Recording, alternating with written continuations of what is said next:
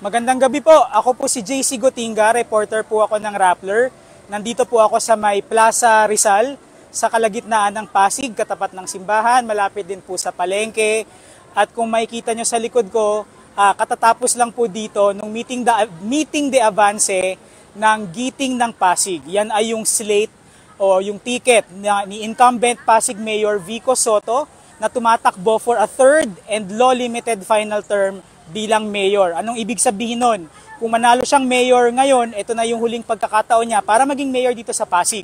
Kasi limitado ng batas na 3 beses lang. Hanggang 3 beses lang pwedeng tumakbo ang isang tao bilang mayor ng isang syudad. So katatapos lang. Now as we speak, ongoing pa sa may palengke ng Pasig, yun namang meeting de avance ng Team Kaya Dis na pinamumunuan ng kanilang mayoral candidate na si Sara Diskaya. Ongoing pa siya. As we last check, nandun din kami kanina. Medyo mahirap pong hatiin ng team namin sa dalawa dahil isang team lang kami nag-cover ng eleksyon dito sa Pasig. Dalawa yung malaking kampanya. To be clear, 4 po yung tumatakbong mayor dito sa Pasig. Si Mayor Vico Sotto for re-election, si Sara Diskaya, and may dalawa pa. I'm sorry, the names escape me right now, pero masasabi natin hindi naman sila masyadong naging kilala. No? Hindi naman natin masyadong for the lack of a better term, naramdaman kung sila ba'y nagkampanya para sa pagka-mayor. Okay, so enough of all that introduction. Pagkwentuhan natin, ano ba yung itsura ng labanan ng mga kampanya dito sa Pasig? Well, kung hindi nyo pa alam, although malamang ay nakarating na sa inyo yung pangalan ni Vico Sotto, yung kanyang reputasyon bilang isang reformer na mayor. So, nung tumakbo siyang una noong 2019, ang plataforma niya ay reforma. Tinapos niya yung halos 3 dekadang pamamahala dito nung pamilyang Eusebio. So 27 years na nagpalit-palit yung mga miyembro ng pamilya bilang mayor ng Pasig. Noong 2019, tinapos yon ni Vico Sotto at nare-elect siyang mayor noong 2022. Okay, so recap lang natin in a nutshell kung ano yung yung naging kwento ng administrasyon ni Sotto, 2019, 2022, 2 terms. So kilala siya for tinanggal niya yung sistema ng kickback sa procurement. So, ang ginawa niya, nilinis niya yung proseso ng pag-procure ng city ng mga services, ng mga kontrata, ng mga produkto. Kaya, nakatipid sila ng mahigit 1 billion pesos every year sa administrasyon ni Mayor Sotto. Kaya yung budget nila from 10 billion pesos noong 2019, nitong 2025, 22.4 billion pesos na. And of course, that resulted in mas pinalawig na mga social services mostly. So bigyan natin kayo ng example. For example, nakapagpatayo sila ng malaking dialysis center na libre para sa mga residente. Nagawa nila ring zero billing yung kanilang 2 public hospitals para sa mga residente. At dumoble yung number, mahigit doble yung naging number na kanilang scholars from grade 4 to college from 11,000 noong 2019, nasa 25,000 na ngayong taon. Marami pang iba. Halimbawa, libre ang prangkisa sa tricycle, bumaba ang renta sa palengke, may nakausap kami, nakarinderya yung dati nilang renta sa palengke, nasa 2,500 pero ngayon ay nasa 990 pesos na lang. So yun yung, in a brief nutshell, yung administrasyon ni Sotto. So sino naman ngayon itong challenger? Si Sara Diskaya. So si Sara Diskaya, pag tinignan nyo yung mga posters niya, nandun yung kanyang ballot name. So ang ballot name niya ay Sara St. Gerard Diskaya. So ano yung St. Gerard? St. Gerard yung pangalan ng kanyang construction business. Kanila nung asawa niya na si Curly Diskaya. Yung St. Gerard Construction Contractor and Development Corporation or along those lines. Basta St. Gerard Construction Corporation. So kilala sila dyan. In fact, yung St. Gerard yung number 1 infrastructure contractor ng Duterte administration. So as you can imagine, mayaman itong mag-asawang to. And kita naman yon, hindi naman nila yon itinatago. So mula pa nung 2024, mga mid-2024, bago pa officially naging kandidato sa pagka-mayor si Diskaya, namimigay na sila ng ayuda dito sa may Pasig. Ibang klase ng ayuda. May sikat sila sa pamimigay ng bigas, sa pagpapalugaw, medical missions, at iba pa. No? So naging synonymous nga sa ayuda yung brand na Diskaya dito sa may Pasig. Ngayon, ang sinasabi ni Diskaya parang nagkulang daw yung administrasyon ni Sotto. So meron siyang nag-viral na interview sa Inquirer.net kung saan sinabi niya that the mayor focused on good governance and parang na-neglect or napabayaan yung education and yung healthcare. So yun yung sabi niya. Hindi niya maikaila na may good governance. Ang sinasabi niya hindi daw nakarating ang benepisyo sa tao, tapos tinatapatan niya ito ng paayuda. Okay, so ano ngayon ang masasabi nating questions or kung may intriga man or what do we need to know, in other words, about Sara Diskaya? So number one, ang main platform niya is to transform daw Pasig City into a smart city. And her definition of a smart city is yung interconnectedness, yes, yung lahat automated and digitized, but also large infrastructure projects. So nangangako siya ng 11-story hospital, 11-story housing units, building, kumbaga isang malaking build yung pinapangako niya dito sa may Pasig City. Ngayon, kinakaila ni Diskaya, she's denied it many times, pero dito sa Pasig, yung usap-usapan ay related siya, kamag-anak daw siya ng mga Eusebio. Again, I want to say she keeps denying this. And may nagsasabi rin na konektado sila sa kung yung mga lumipas, yung the powers that were supplanted when Vico Sotto became mayor in 2019.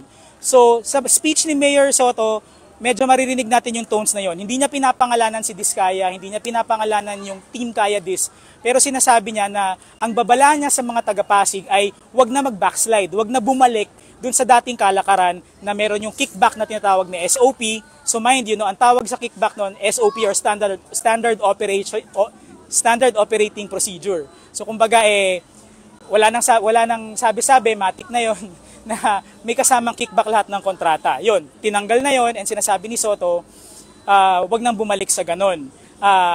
And his other pitch is, sabi niya, parang given naman na popular siya, hindi lang dito sa Pasig, kundi pati sa labas. Kaya nga, may national attention siya. Kahit na kung tutuusin, isa siyang local official.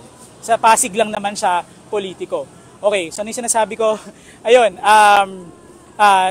sabi niya, umaapil siya sa mga Pasigueño na wag iboto siya lang, kundi yung buo niyang slate. Dahil lang sinasabi niya, hindi ma-fulfill or hindi ma-maximize kung ano man yung benepisyong pwedeng makuha dun sa mga reforma sa paglilinis ng gobyerno kung bungi-bungi. Kung halimbawa, kung sa konseho ng lungsod, yung mayor gusto ng reforma pero may ibang mga konsehal, may ibang bahagi ng bürokrasya na hindi kaisa doon sa vision na yon, or gustong bumalik doon sa dating kalakaran, gustong pagkakitaan yung lokal na pamahalaan. And again, nakalimutan ko sabihin kanina, isa pa palang landmark na achievement ng Sotto administration is na-regularize majority, mahigit sa kalahati. If I'm not mistaken, 70% ng mga empleyado ng City Hall na dati ay contractual, so alahoy yung kanilang kontrata, wala silang tenure, depende sa kung sino yung nakaupo, kung ma-retain ba sila o hindi na ganon. Kasi mga regular na empleyado na, yung mga 70% sa kanila,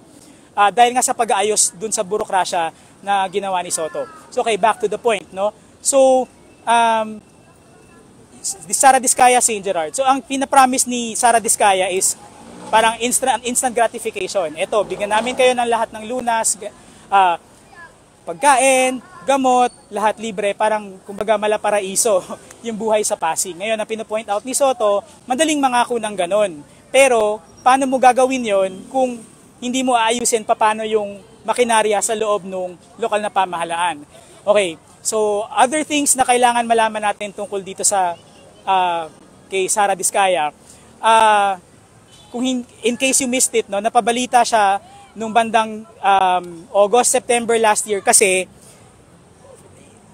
at least, before, inamin niya na naging incorporator siya nung St. Timothy Construction. So iba pa to sa St. Gerard. May St. Timothy Construction na naging ka-joint venture or kasosyo nung Miru Systems na magpo-provide ng vote counting machines, ng automation system sa darating na eleksyon. So nung time na yon, pinoint out ng COMELEC na hindi pwede yan, conflict of interest yan. Kung tatakbo kayong mayor, although hindi sinabi ng COMELEC kung sino ito, sabi yung may-ari ng St. Timothy, hindi kayo pwedeng magpatuloy sa joint venture kung yung may-ari sa inyo ay tumatakbo sa eleksyon. So either wag tumakbo sa eleksyon yung mga may-ari sa inyo or mag-pull out kayo sa joint venture to provide the automation for the election. Obviously, so anong nangyari? Nagpatuloy sa pagtakbo yung owners na yon na nalaman natin ngayon na si Sara Diskaya pala at yung asawa niya, medyo maingay. Palipasin muna natin. Okay. Anong nangyari? Tumuloy sa pagtakbo, si Sara Diskaya, si Curly Diskaya rin kasi yung asawa tumatakbo bilang second nominee ng Pinoy Ako Party List. So parehong tumatakbo sa eleksyon yung mag-asawang Diskaya. So nangyari, yung St. Timothy ang nag-pull out sa joint venture with Miru System. So hindi na sila kasama dun sa magpo-provide ng election technology.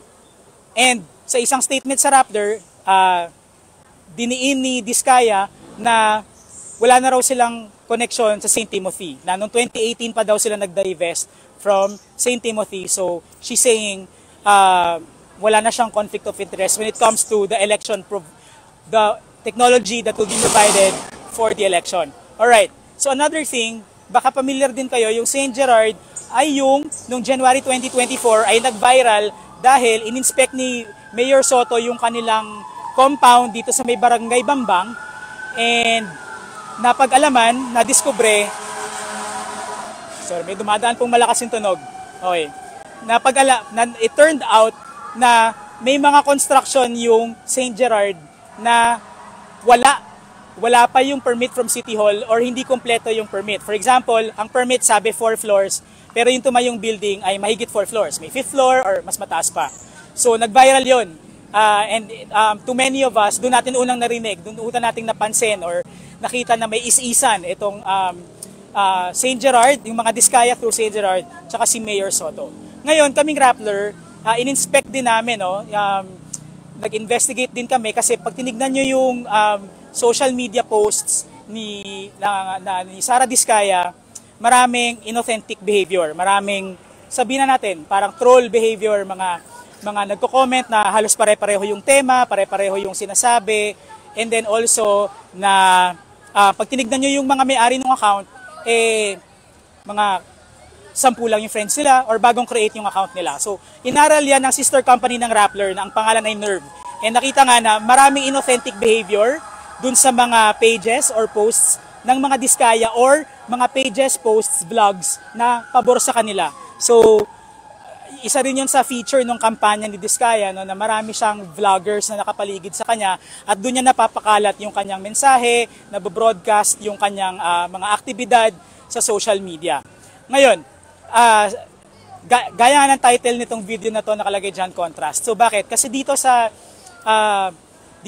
kampanya ni Soto, medyo plain lang yung stage, no, simple lang yung stage. Tapos walang mga kanta-kanta or sayaw-sayaw. May kumanta lang na konsehal, pero walang artistang kumanta, although may mga artistang dumating. Dahil tatay ni Mayor Soto, si Vic Soto, nandun niya si Connie Reyes, nandito sila. Si Vice Mayor Dudut Jaworski, asawa niya si Mikey Cojuangco. Mikey Cojuangco was also here kanina. Shalani Soledad na asawa ni Congressman Roman Romulo. Angelo De Leon is running for re-election for councilor. Si Pao Santiago na drummer ng Hale is also running for re-election as councilor. So star-studded siya pero hindi siya concert. Ngayon, yung Team Kayadis na Meeting the Avance, yon street concert sila. So in full display doon, no, kitang-kita yung heft, yung kumbaga yung bigat ng mga Diskaya bilang mga negosyante. So nakabarikada yung lugar na may brand ng St. Gerard Construction. Tapos may LED screen, may full band setup. For all intents and purposes, it's a street concert, no? And before I went live here, chinek ko yung kanilang live stream, kumakanta pa si Aramina na isang tumatakbong konsehal sa slate ni Diskaya. So, if my supposition is correct, hindi pa nagsasalita, no, si Sara Diskaya dahil lagi naman yung mayoral candidate yung huling nagsasalita sa Meeting the Avance. Okay, so ang dami ko nang sinabi. Ano yung suma total nito? Tension kasi siya nung pangangailangan ng tao sa yung agarang solusyon sa mga problema sa buhay, no? Yung mga pang-araw-araw, pagkain, gamot, pambayad sa eskwela, pambaon, na minsan, no, kahit na inaayos yung pamahalaan, medyo ano kasi yun di ba? Matagal mag-trickle down minsan kung ano yung magiging benepisyo agad-agad. Although sinasabi ni Soto at ng kanyang camp na hindi naman sa walang umabot. Meron naman. It's just that yung mga diskaya, they make it seem like they overblow, parang gano'n, no? Na parang they make it stark na at dahil nga meron silang paayuda, parang gano'n yung gusto nilang palabasin na mas marami kaming pwedeng ibigay sa inyo, mga Pasigueño, kaysa dun sa nabibigay ng City Hall sa ngayon. And then ang pitch naman ng Soto Camp is, well, kasi ang kailangan natin, long term. Paano ba masustain yung ayuda? Kaya bang masustain yung ayuda kapag naupo na every single day for 3 years, di ba? Ang sinasabi ni Soto, kailangan maayos yung sistema sa loob para mawala yung corruption, and then, sooner rather than later, mag-create na yan ng tangible benefits para dun sa mga mamamayan. And in fact, sinasabi nga niya ay meron naman na.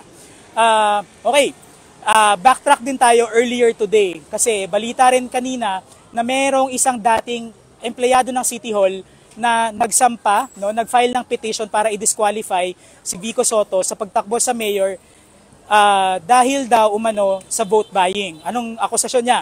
Ang pinanggagalingan nito ay kasi daw noong May 6 o ilang araw lang, dito lang nakaraang linggo, namigay ang City Hall nag-distribute sila ng cash allowances para sa mga scholar. And ayon sa batas ng COMELEC, sa alituntunin ng COMELEC, bawal na mamigay ang incumbent o ang lokal na pamahalaan, bawal na mamigay ng ayuda pag malapit na yung eleksyon kasi pwede na itong tignan ang guluhan as vote buying ng mga nasa pwesto. Ngayon, habang nangyayari yung press ko na yon kanina, nag-post si Mayor Soto sa Facebook ng dokumento na nagpapakita na humingi pala ng exemption ang Pasig LGU mula sa COMELEC para doon sa kanilang mga programa ng assistance para sa mga residente kabilang yung cash allowance for scholars at inapprove naman pala ito ng COMELEC. So, titingnan natin kung saan pupunta yan. Pero sa ngayon, tigil na yung kampanya. Bawal na mga kampanya after midnight tonight, bukas na linggo, walang dapat mga kampanya, election offense yun, kung may mga kampanya, pwede ka ma-disqualify. So yun ang aabangan natin dito sa Pasig sa Lunes, kung ano yung pipiliin ng mga tiga-Pasig. Kung curious kayo, yung mga surveys, local surveys dito na reliable, they indicate na medyo malaki yung lead ni Soto in terms of voter preference. Pero hindi natin, syempre survey lang yan, hindi pa naman yan yung mismong botohan. Also, nagbabala si Mayor Soto laban sa vote buying. Sinasabi niya, sabi niya sa mga residente, ipagpapalit daw ba yung kinabukasan, yung long-term future ng Pasigueño para sa panandaliang bigas or 500 pesos or kung ano pa mang ayuda na panandalian lang. Okay, so yun na muna mula dito sa Plaza Rizal sa Pasig. Muli po ako si JC Gotinga ng Rappler. Magandang gabi po sa inyo at saka ingat po kayo. Yun, botohan na sa Monday. Kung kayo po ay rehistrado, bumoto po tayo. Salamat po.